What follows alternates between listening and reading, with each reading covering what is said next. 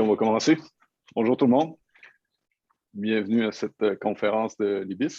Aujourd'hui, on a la chance et le plaisir d'accueillir Anne-Marie Dion-Côté, que plusieurs d'entre vous connaissez déjà, mais je vais quand même la présenter pour ceux qui ne la connaissent pas.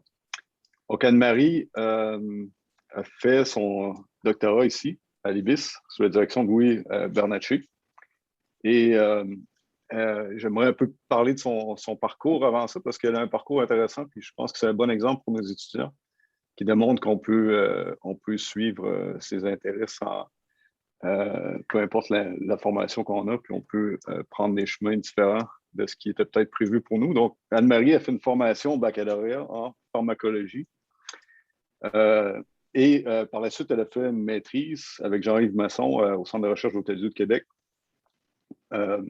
en biologie cellulaire et moléculaire. Si je me souviens bien, elle a travaillé sur, de façon générale, les mécanismes de réparation de l'ADN ou du maintien de l'intégrité du génome.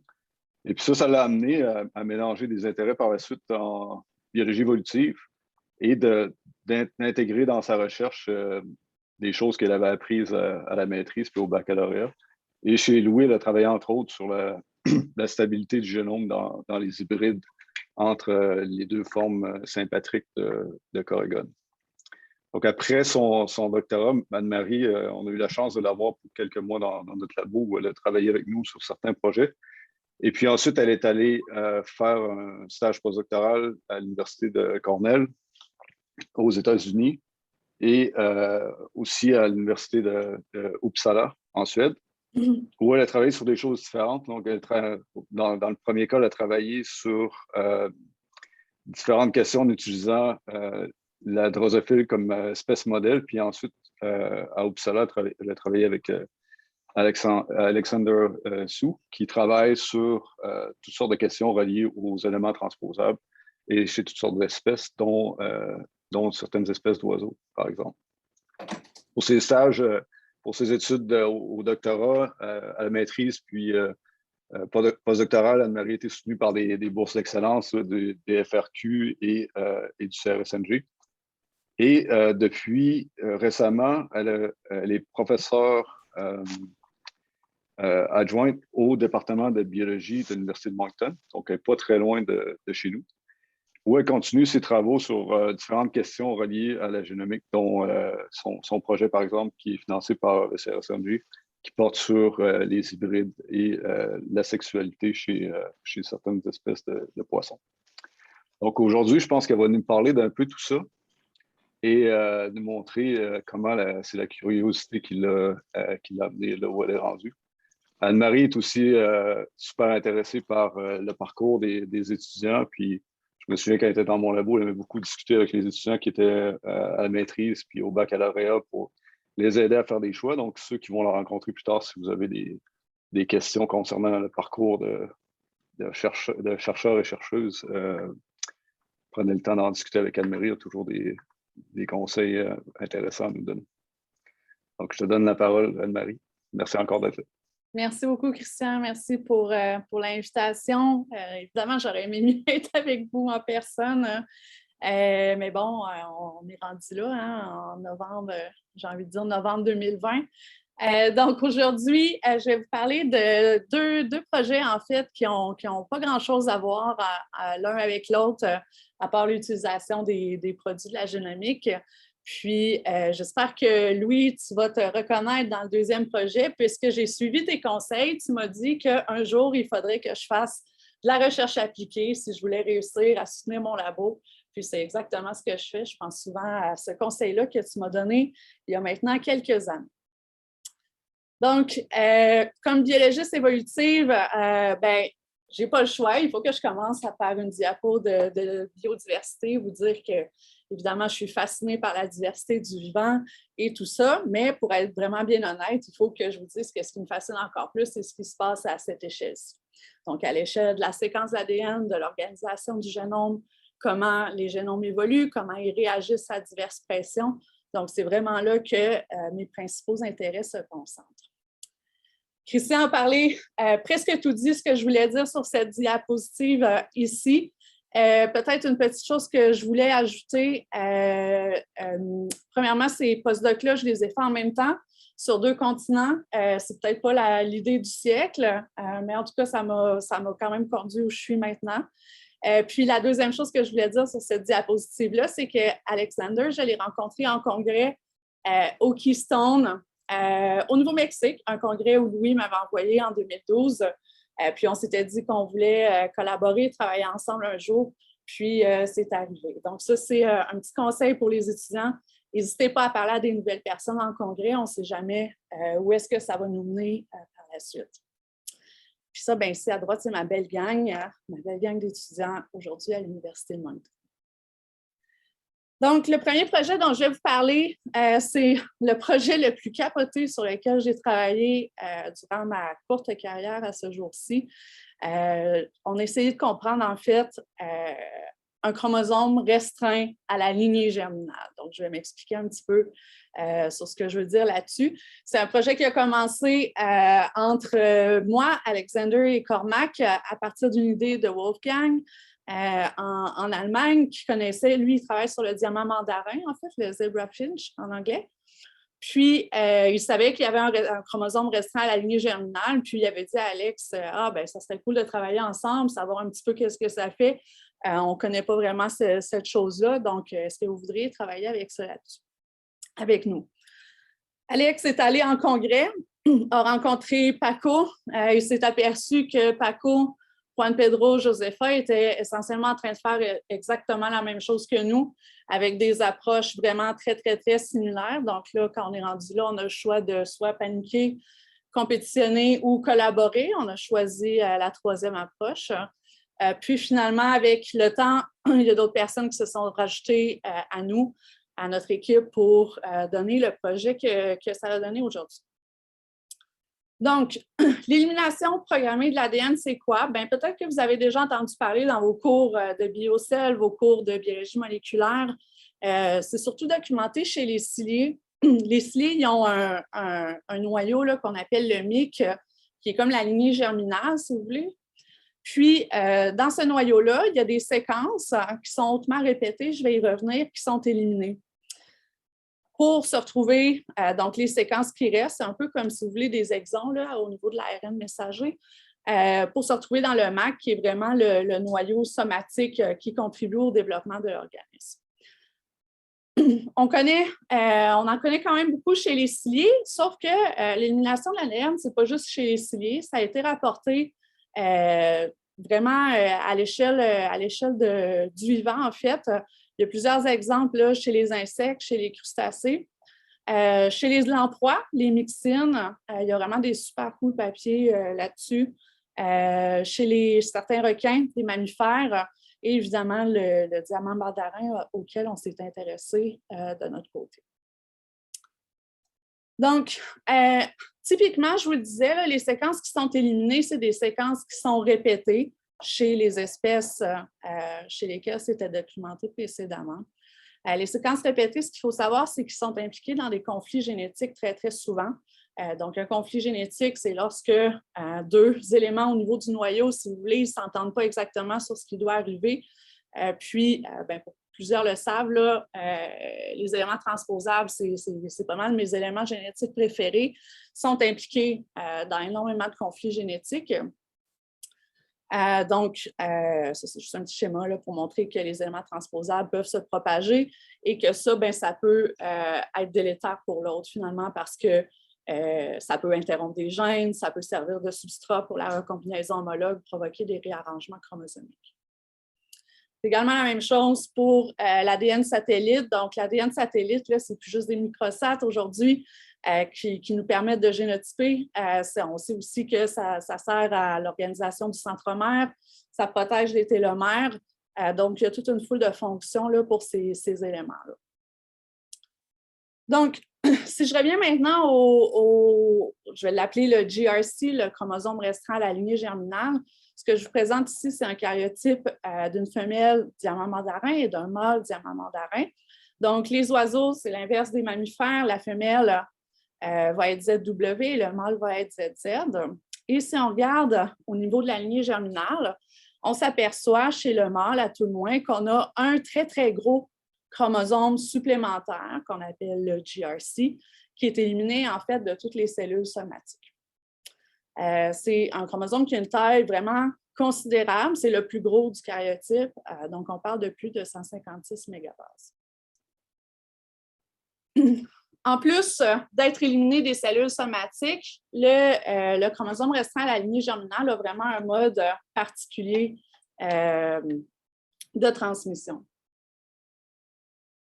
Donc, chez les femelles, on trouve 2 copies dans la lignée germinale. Chez les mâles, on trouve seulement une copie. Chez les femelles, il y a une copie qui est transmise à la progéniture, alors que chez les mâles, il est éliminé durant la méiose. Donc, c'est ce que je vous montre à droite ici. C'est des schémas, des figures, en fait, qui nous montrent comment le GRC est éliminé durant la méiose. Donc, on voit ici qu'il devient très, très compacté. Éventuellement, il se fait, en bon franglais, kick out, puis il va être dégradé, puis il ne sera pas transmis à la progéniture. Donc, ce que je suis en train de vous dire, en fait, c'est que chez les femelles, le GRC est euchromatique, alors que chez les mâles, il est hétérochromatique. Puis, pour cette raison-là, les gens ont supposé que chez les femelles, le GRC devait avoir une fonction, alors que chez les mâles, il était probablement non fonctionnel. C'est juste qu'il recevait de la mère, en fait. Donc, ce qu'il faut savoir avec ceci, c'est que dans les faits, le GRC, vu qu'il est tout seul, il est probablement pas impliqué dans les phénomènes de recombinaison méiotique. Puis ça, pour des gens pas tout à fait normaux comme moi puis Alex, on trouve ça bien excitant parce qu'on se dit « Ah, ça doit être plein d'éléments répétés comme des éléments transposables puis de l'ADN satellite. » Donc, on a voulu finalement en savoir un petit peu plus là-dessus. Quand on a commencé le projet, on ne savait absolument rien de la séquence du GRC, à l'exception d'une petite séquence de 19 KB qu'on savait qui se retrouvait sur le GRC. Ici, c'est juste un fiche sur des cellules de la lignée germinale. Vous voyez qu'il est présent en multiples copies, alors que dans des cellules somatiques, on a seulement une copie, probablement plus qu'une copie, mais des copies en série sur seulement une paire de chromosomes. Donc, c'est tout ce qu'on savait, en fait. Donc, on a émis l'hypothèse que l'ADN, l'élimination programmée de l'ADN, ça peut être une stratégie pour réduire les conflits génétiques, réduire les conflits génomiques entre l'ADN répété, comme les éléments transposables, et l'autre. Et donc, on a prédit que le GRC devait être probablement composé essentiellement d'ADN répété. Donc, ce qu'on a voulu faire, c'est caractériser évidemment la séquence, l'origine, la structure, la fonction, objectif très, très ambitieux, du GRC en utilisant diverses approches du domaine de la omique et de la cytogénétique. Je vais vous donner tout de suite le punchline. On était complètement dans le champ. Donc, l'approche qu'on a utilisée, ça repose essentiellement, là, on recule de quelques années, là, 4 ou 5 ans, ça repose sur une technologie qui est rendue très difficile à trouver, qui est plus supportée par Illumina, là, qui s'appelle le 10x Chromium. L'avantage de cette technologie-là, c'est qu'en fait, on est capable de détecter certaines interactions entre différentes séquences. Puis, vous allez voir pourquoi ça va devenir important un petit peu plus loin. Donc, c'est pour ça qu'on a utilisé cette approche-là. On a supposé aussi que ça faciliterait notre assemblage de novo du GRC. Donc, ce qu'on a fait, évidemment, on avait un génome de référence pour le diamant mandarin et on a échantillonné d'un même individu un tissu somatique, un tissu de la lignée germinale. Et donc, ce qu'on sait à partir de ça, c'est que au niveau des cellules somatiques et de la lignée germinale, il y a des séquences qui vont être là de part et d'autre, sauf qu'on devrait être en mesure de trouver des séquences qui sont uniques dans la lignée germinale comparativement aux cellules somatiques. Donc, on a utilisé des approches là, où on soustrayait finalement les séquences qui étaient communes. On a aussi utilisé des approches où on allait identifier finalement des SNP qui étaient uniques à la lignée germinale, qui nous indiquent donc que ça provient du GRC. Puis, même chose en protéomique, si on a des mutations, des SNP non synonymes, on peut détecter finalement des peptides qui sont forcément exprimés à partir du GRC. Donc, c'est un peu cette stratégie-là, là, en 3 étapes qu'on a utilisée pour caractériser le GRC. la première chose qu'on a faite, c'est de s'assurer par fiche que le GRC était présent dans nos échantillons. Ça peut paraître un peu banal, mais quand on a commencé ce projet-là, on n'était même pas certain si tous les individus étaient porteurs de ce chromosome-là. On ne savait pas s'il était facultatif ou essentiel, finalement. Donc, ça, on était bien contents de découvrir que le GRC se trouvait bien dans nos échantillons. Par la suite, on s'est attaqué aux éléments transposables puis à l'ADN satellite parce que c'était vraiment ça qu'on voulait aller voir, en fait. Puis, on a subi une foule de déceptions l'une après l'autre. Donc, la première chose, on a regardé les éléments transposables, différentes sous-classes. Je ne vais pas aller dans le détail pour ça. Et on a fait un assemblage de novo à partir de notre échantillon des testicules, donc des cellules germinales, et de notre tissu somatique. Ce qu'il faut voir ici, c'est tout simplement que le nombre de paires de bases qui constituent ces différentes classes-là se retrouve essentiellement dans la même abondance dans les deux tissus, ce qui nous indique que finalement, il n'y a pas un enrichissement dans les testicules et donc sur le chromosome restant à la lignée germinale. On est ensuite allé voir les satellites simples. Donc, ce qu'on a fait, c'est tout simplement couper les reads en petits mots, si vous voulez, qu'on appelle des kémers. Puis, on est allé quantifier ces kémers-là dans les testicules versus le soma. Puis, la ligne que vous voyez ici, c'est une ligne parfaite ou presque de 1 pour 1. Donc, il n'y a pas d'enrichissement pour l'ADN satellite dans la lignée germinale et donc sur le GRC. En utilisant l'approche de soustraction, là, si vous voulez, quand on soustrait les séquences qu'on retrouve d'un côté et de l'autre, on pense qu'il y a peut-être des satellites un petit peu plus complexes. C'est des séquences juste à vue d'œil, on voit qu'il y a un certain niveau de répétition, mais c'est quelque chose qu'ils sont en train de caractériser là, en utilisant plus des long reads là, comme des séquences de type PacBio et Nanopore. Donc, le GRC n'est pas enrichi en ADN répété. Qu'est-ce qu'il peut bien contenir? Donc, ce qu'on a fait, c'est d'aligner les reads qui provenaient de la lignée germinale, donc du testicule, sur le génome de référence. Et on a fait la même chose avec notre tissu somatique. Ça, ici, ça ressemble un petit peu à un Manhattan plot. Donc, ici, on a chacun des chromosomes jusqu'au chromosome Z. Chacun des points, ça représente une petite fenêtre de 5 kb. Et ce qu'on compare, c'est la couverture dans cette fenêtre-là dans les testicules versus le tissu somatique. Je vais attirer votre attention sur le fait que ce ratio-là, il est en log 2. Donc, en fait, les pics qu'on retrouve là, c'est des enrichissements qui sont vraiment, vraiment considérables dans la lignée germinale comparativement au tissu somatique. Ici, on était pas mal rassurés de retrouver la seule séquence de 19 kb qu'on connaissait déjà. Donc, ça, c'était un bon sanity check. Puis ça ici, c'est la séquence qu'on avait examinée par fiche. Les pics, en utilisant des seuils là, vraiment très, très restrictifs, on avait un overlap avec 38 gènes. Certains de ces gènes-là se trouvaient être présents jusqu'à environ 308 copies. Ça, c'est vraiment une estimation très conservatrice parce qu'en fait, ce qu'il faut savoir, c'est que dans notre tissu de testicule, on n'a pas juste des cellules germinales, on a aussi des cellules de support qui ne contiennent pas le GRC. Donc, c'est vraiment des estimés qui sont très, très conservateurs.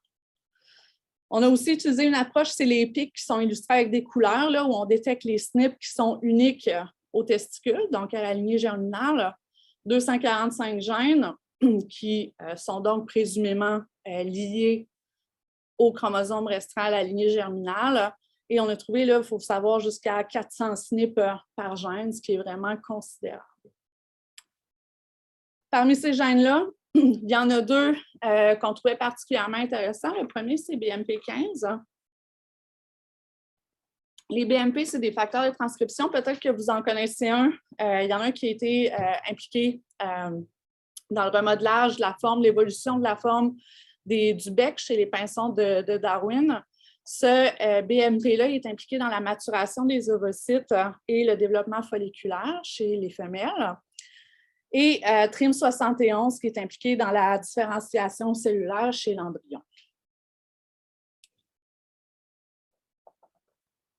Donc, par la suite, je vous disais tout à l'heure, on peut détecter des interactions entre différents chromosomes par l'approche de Tenex. Donc, ce qu'on a voulu faire, c'est utiliser cette stratégie-là pour essayer de voir si on était capable de détecter des bouts, différents fragments de chromosomes qui se trouvent à être côte à côte réarrangés sur le chromosome restreint à la lignée germinale. Donc, ici, j'ai juste un exemple là, pour une fenêtre du chromosome 1 et une fenêtre du chromosome 3. Et plus la couleur est foncée dans une fenêtre, plus il y a des interactions qui sont détectées entre ces deux fenêtres-là. Donc, vous voyez qu'au niveau du soma, il n'y a absolument rien. Tandis qu'au niveau de la lignée germinale, on a un enrichissement, ce qui suggère qu'on a une petite fenêtre ici du chromosome 3 qui se trouve à être côte à côte avec une autre fenêtre du chromosome 1 sur le chromosome restreint à la lignée germinale. C'est le maximum qu'on a pu faire avec cette technologie-là, mais ça nous a quand même permis de détecter que, ça ici, c'est juste un circus plot, là, donc tous les chromosomes, pour montrer que tous ces chromosomes-là, où on a une ligne rouge, on se trouve à retrouver des fenêtres de ces chromosomes-là qui sont sur le GRC. Donc, ce que je vous ai dit jusqu'à présent, c'est que le GRC n'a pas d'éléments répétés classiques comme les éléments transposables ou l'ADN satellite, mais il est bien plutôt composé de chromosomes A, les chromosomes normaux du karyotype, qui sont probablement découpés en petites fenêtres puis copiés dans certains cas jusqu'à plusieurs centaines de copies. Donc, la prochaine chose qu'on a voulu voir, c'est, je vous avais dit en introduction que chez les mâles, le GRC est hétérochromatique. Les gens pensaient qu'il était non fonctionnel, alors que chez les femelles, il est euchromatique et donc on pensait qu'il était probablement plutôt fonctionnel. Donc, j'ai mis fonctionnel entre guillemets ici parce que tout ce qu'on est en train de regarder, en fait, c'est l'expression sous forme d'ARN et sous forme de protéines. Ce n'est pas un gage de fonction, mais c'est le plus dont on pouvait se rapprocher à ce stade-là. Donc, ici, j'ai un exemple pour deux gènes, GDH et NAPA. C'est des gènes qu'on a présumés étant liés au chromosome restreint à la lignée germinale et pour lesquels on avait des mutations non synonymes, donc qui changeaient un acide aminé et qui nous permettaient donc, par spectrométrie de masse, de détecter s'ils étaient exprimés à partir du GRC dans nos échantillons. Ce que vous pouvez voir ici, c'est que pour ces différents gènes-là, chez les deux sexes, la plupart du temps, les peptides se trouvent à être bel et bien exprimés. On a même des cas où le peptide est exprimé seulement chez le mâle et d'autres où le peptide est exprimé seulement chez la femelle. Donc, ça, ce que ça suggère pour nous, c'est que le GRC est potentiellement fonctionnel, en fait, chez les deux sexes, bien qu'il soit sous forme d'hétérochromatine relativement compacte durant la méiose chez le mâle. On est évidemment allé voir quelles étaient les fonctions des gènes qui sont liés au GRC. Puis, ce qui est ressorti de façon très, très claire, c'est que ce sont des gènes qui sont impliqués essentiellement dans le développement, puis dans la maturation des gonades, particulièrement chez les femelles. Donc, ça fait du sens quand même quand vous y pensez. On prend les gènes dont on a besoin dans un tissu spécifique, on les amplifie dans ce tissu-là, puis on s'en débarrasse dans les autres tissus. On a également, on s'est également aperçu en utilisant une approche, s'il y en a parmi vous qui travaillent sur les chromosomes sexuels, peut-être que vous connaissez le concept de strates évolutives. Là, il y a des strates évolutives qui sont plus ou moins anciennes sur les chromosomes sexuels. Et en utilisant des approches comparables à ça, ça nous a permis de détecter 5 strates évolutives, de la plus ancienne à la plus récente du GRC, avec des gènes qui ont été ajoutés successivement sur le GRC. Donc, c'est comme si au début, on avait un proto-GRC avec quelques gènes, puis par la suite, il peut continuer d'y avoir des gènes qui sont ajoutés, puis potentiellement des gènes qui sont enlevés également. En parallèle de notre travail ici, il y a une autre équipe qui a fait une étude cytogénétique cette fois sur plusieurs, je pense que c'est à peu près 2 dizaines de passereaux. Puis, ils se sont aperçus, en fait, qu'il y avait des GRC dans chacune de ces espèces-là. Donc, le GRC, ce n'est pas juste quelque chose de bizarre, en fait, chez le diamant mandarin. C'est quelque chose qui semble se retrouver chez l'ensemble des oiseaux chanteurs, des passereaux. Il y en a certains qui ont des petits GRC, d'autres qui ont des gros GRC, mais ils semblent vraiment tous en avoir un. Donc, le GRC contient plusieurs copies de plusieurs gènes qui sont impliqués dans le développement et la maturation, développement sexuel de façon générale. Ces gènes-là, ils ne sortent pas de nulle part, ils proviennent des chromosomes A qu'on appelle, donc les chromosomes normaux, c'est-à-dire les autosomes et les chromosomes sexuels. Le GRC est transcrit et traduit à la fois chez les mâles et chez les femelles. Et le GRC est probablement apparu vraiment très tôt au cours de la radiation des passereaux. Donc, ce qu'on pense, c'est que l'élimination de l'ADN, en fait, dans ce cas-ci, si je vous ramène au début, là, on disait que c'est probablement pour résoudre des conflits génétiques entre éléments répétés et le génome de l'autre, finalement. Ce qu'on pense ici, c'est qu'il y a plusieurs de ces gènes-là, les gènes qui sont impliqués dans le développement, là, qui sont des gènes qui sont souvent réactivés au cours du processus tumoral. Donc, ce qu'on pense en fait, c'est que l'élimination de ces séquences-là de la lignée germinale dans les cellules somatiques, ça permet probablement de contrôler certains conflits entre ces gènes-là qui appartiennent finalement, qui doivent être dans la lignée germinale, mais pas finalement exprimés dans les cellules somatiques. Donc, évidemment, ça ne devrait pas vous surprendre. Je me suis immédiatement demandé ce qui se passait dans les téléostéens. Ce n'est pas complètement fou parce que si vous avez remarqué ici, chez les requins, chez les myxines, chez les lamproies, c'est des phénomènes qui ont été rapportés. Donc, ce qu'on a fait au tout début de mon laboratoire avec Svetlana Tserboan, qui était assistante de recherche au début, c'est d'utiliser une approche de séquençage à vraiment très faible couverture pour plusieurs espèces de poissons qui couvrent relativement bien l'arbre phylogénétique des téléostéens. Malheureusement, on en prend des projets comme ça, il ne semble pas que ce soit le cas. Puis, si jamais vous avez des conseils pour publier des résultats négatifs, ça va me faire grand plaisir de les prendre.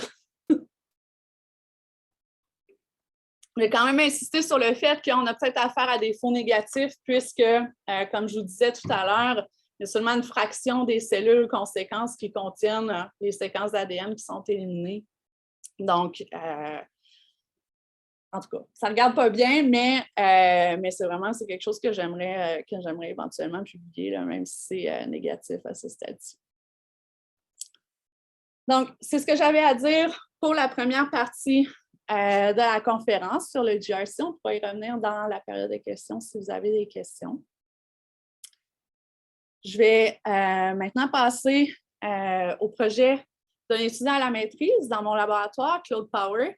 C'est un projet que je fais en collaboration avec Simon Lamar, qui est physiologiste comparatif au département. Et c'est un projet où on vise à identifier des nouveaux marqueurs de stress chez le crabe des neiges pour offrir des nouvelles approches à l'industrie. Donc, si vous n'êtes pas familier avec la pêche au crabe, sachez que c'est une activité qui est vraiment extrêmement intense et de très, très courte durée. Une des principales raisons pour ça, c'est parce que les bateaux ils ont un quota qui leur est attribué et la valeur de la ressource tend à être supérieure au début de la saison qu'à la fin. Donc, ça fait en sorte que les pêcheurs veulent pêcher leur quota le plus rapidement possible. Puis, une fois que le crabe est débarqué, s'en va à l'usine, il doit être rapidement transformé. Il est en fait coupé en sections, cuit, congelé, puis ensuite envoyé pour la commercialisation. Ça fait en sorte que les travailleurs d'usine, ben, c'est pas rare qu'ils vont travailler des chiffres de 14 heures sans arrêt pour 6 à 8 semaines. Puis, suite à ça, ben, ils vont dépendre du chômage. Puis, pire que ça, ils n'ont pas du chômage toute l'année. Donc, les 2 derniers mois, là, février et mars, c'est quelque chose qui est quand même assez difficile. Donc, ça serait vraiment bien si on était capable d'étirer un petit peu la saison. Un des problèmes avec l'industrie aussi, c'est que les individus, les crabes, lorsqu'ils arrivent à l'usine, ben, ils sont encore vivants, mais ils sont extrêmement stressés. Puis ça, c'est quand ils ne sont pas complètement blessés, en fait. Il y a toutes sortes de sources de stress pour le crabe durant cette activité de pêche-là. D'abord, ils sont manipulés, puis je ne sais pas s'il y en a qui connaissent Simon Lamar, comme Simon dirait, ils sont manipulés à grands coups de pied. Ils vont subir des variations de température importantes. Les crabes, ils vivent à peu près autour d'une température d'autour de 1 degré. Ils sont exposés à l'air, vont subir probablement de la décompression. Donc, c'est vraiment quelque chose qui est extrêmement stressant pour ces individus-là, pour ces crabes-là. En plus de ça, ben, à l'usine, il y a essentiellement 3 lignes, en fait. Là. La première ligne, c'est la ligne, c'est beaucoup les sections qui sont envoyées en Asie, en fait. Donc, ça, c'est les crabes qui sont dans le meilleur état. Ensuite de ça, ben, il y a des crabes, des fois, il manque une patte, les pattes sont un petit peu abîmées. Donc, ça, c'est beaucoup le marché local, le marché canadien. Puis finalement, ben, il y a du crabe qui va être, on enlève les carapaces finalement, donc il est beaucoup plus transformé. Puis ben, tout ça, le prix à la vente va en décroissant. Donc, ce que je suis en train de vous dire, en fait, c'est que plus un crabe est transformé, moins il rapporte d'argent à l'industrie, ce qui est quand même un petit peu paradoxal. Donc, c'est vraiment une industrie qui est axée sur la quantité plutôt que la qualité. Une chose qui serait bien pour offrir des meilleures conditions de travail, particulièrement aux travailleurs d'usine, c'est de pouvoir mettre les crabes en stabulation ou les maintenir dans des aquariums un peu comme on fait avec le homard d'Amérique. Cependant, pour ça, ben, il faut qu'on connaisse la physiologie du crabe des neiges, qu'on sache comment le maintenir. Nous, à l'Université de Moncton, on est capable de maintenir des crabes des neiges vivants pendant 6 mois. Mais ça, c'est vraiment dans des conditions idéales où on a sélectionné les crabes qui étaient les moins stressés puis dans les meilleures conditions possibles. Comme dit mon collègue Simon Lamar, un crabe, quand c'est content, ben, ça a de l'air bête, puis un crabe, quand c'est vraiment stressé, ça a aussi de l'air bête. Donc, ça serait vraiment bien qu'on soit capable de quantifier un peu mieux, avoir une meilleure idée de la condition physiologique des individus au débarquement. Il y a certains métabolites, paramètres qui ont été suggérés pour mesurer le stress chez les crustacés. Mais dans tous les cas, la plupart d'entre eux prédisent relativement mal la mortalité des individus. Donc, on a vraiment besoin de nouveaux marqueurs de stress qui sont quantifiables et fiables pour pouvoir évaluer la condition physiologique du crabe au débarquement. Donc, ce qu'on a fait, on a obtenu des individus de la part de pêcheurs dans la péninsule acadienne. On les a acclimatés pendant une période de 4 semaines dans nos tanks ici à l'Université de Moncton. Et suite à ça, on les a séparés en 3 groupes. Donc, le premier groupe, on l'a laissé être heureux dans les aquariums avec de l'eau à 2 degrés, bien oxygénée. Le deuxième groupe, on les a mis dans des glacières pour simuler le transport pendant 24 heures. Et le troisième groupe, on l'a laissé là pendant 72 heures. Suite à ça, on a échantillonné l'hépatopancréas, qui a vraiment plusieurs fonctions métaboliques là, chez les crustacés. Puis, on a utilisé une approche de séquençage d'ARN pour aller voir quels étaient les gènes qui répondent à cette simulation-là, en fait. On a eu énormément de chance. Claude a eu énormément de chance durant son projet. Il a reçu ses séquences en janvier, puis quelques semaines après, 2 semaines après, je pense, on n'avait même pas terminé de nettoyer les reads. Il y a un assemblage de génome qui est apparu sur NCBI, puis un assemblage d'assez bonne qualité en plus. Donc, ça a sauvé les étapes d'assemblage de novo, d'annotation, etc. Ça a vraiment permis d'accélérer le processus dans ce projet-là.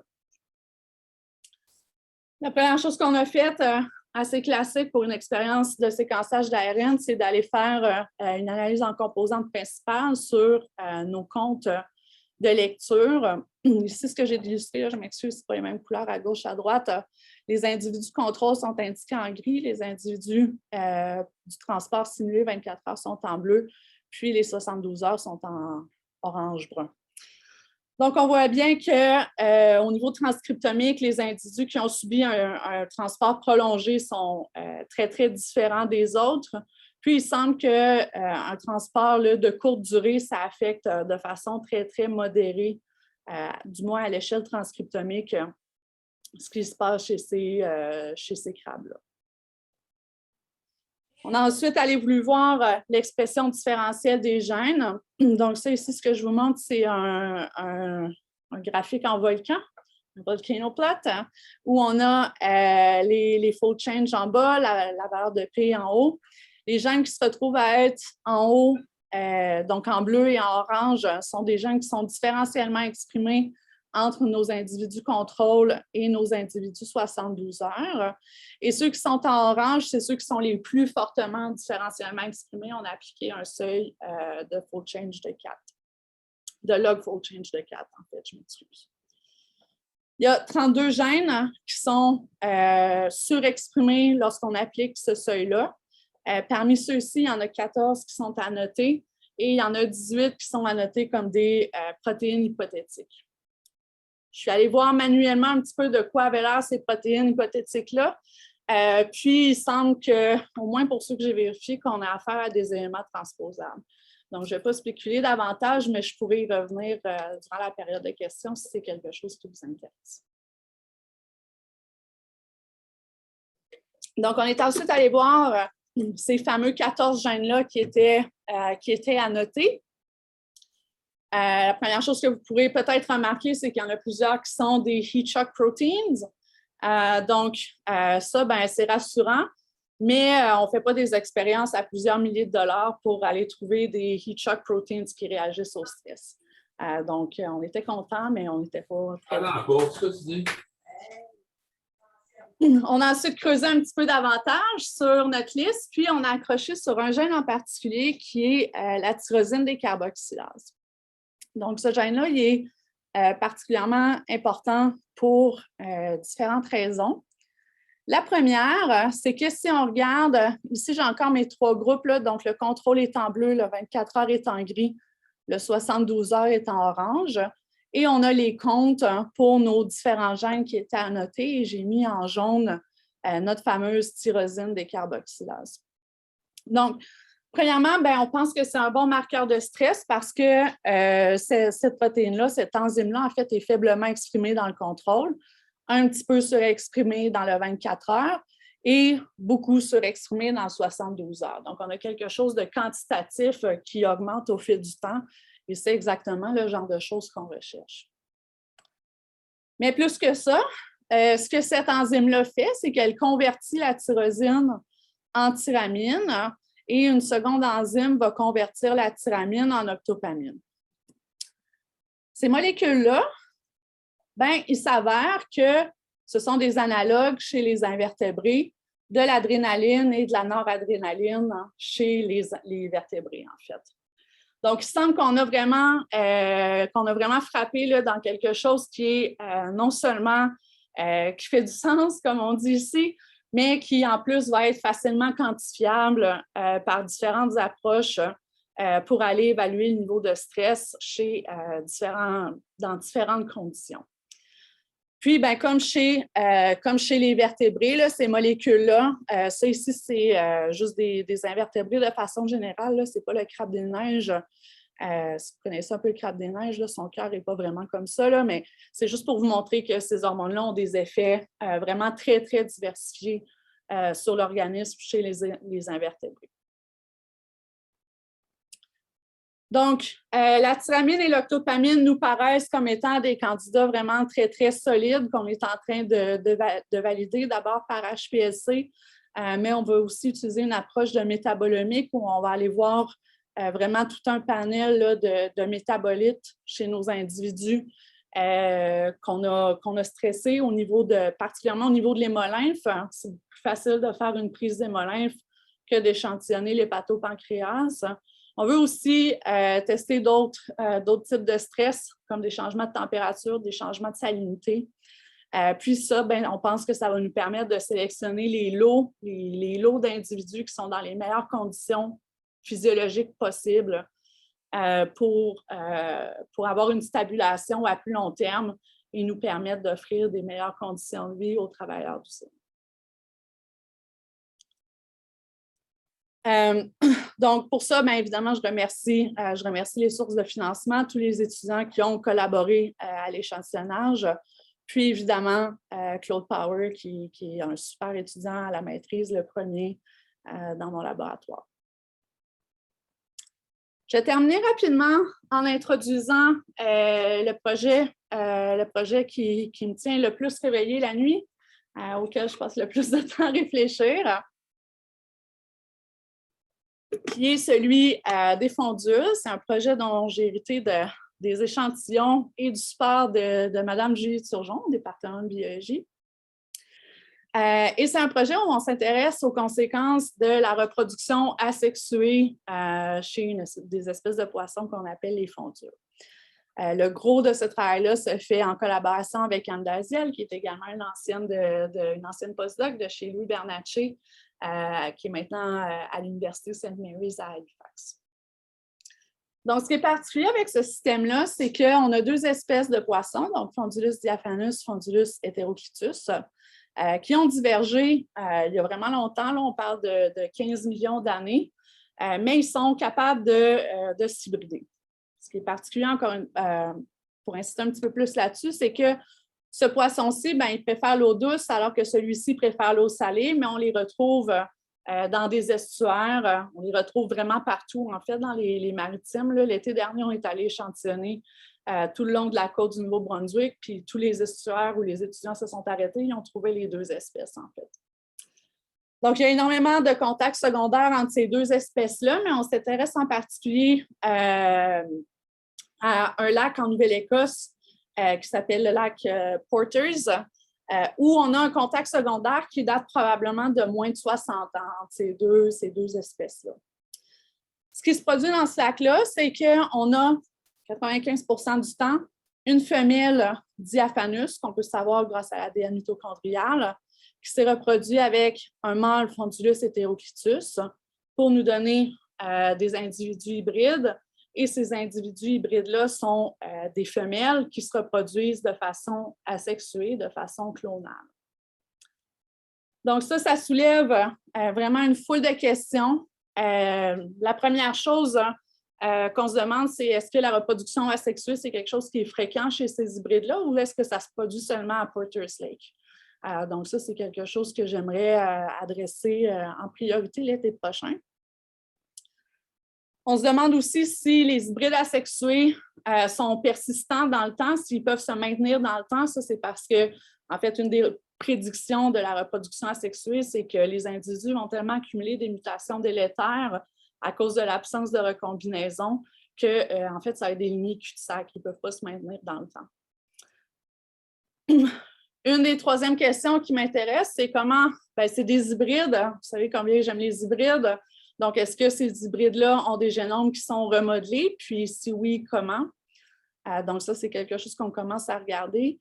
Est-ce que les hybrides accumulent plus de mutations délétères telles qu'attendues par la théorie? Et finalement, une des questions qui me tient réveillée pas mal, c'est comment est-ce que la méiose est modifiée finalement d'un point de vue mécanistique puis d'un point de vue d'expression des gènes chez ces hybrides-là qui sont asexués. Donc, je ne vais pas en dire plus sur les fondules. Si vous avez des questions, ça va me faire plaisir d'en parler. Je vais ouvrir la période de questions si vous en avez. Je signale aussi qu'il y a une place pour un étudiant au doctorat dans mon labo si jamais ça vous intéresse. Quand j'étais postdoc, je ne savais même pas qu'il y avait une université à Moncton. Maintenant, je sais que non seulement il y a une université à Moncton, mais il y a aussi une super qualité de vie. Puis, ben, c'est ça. Je vous laisse là-dessus. Merci Anne-Marie.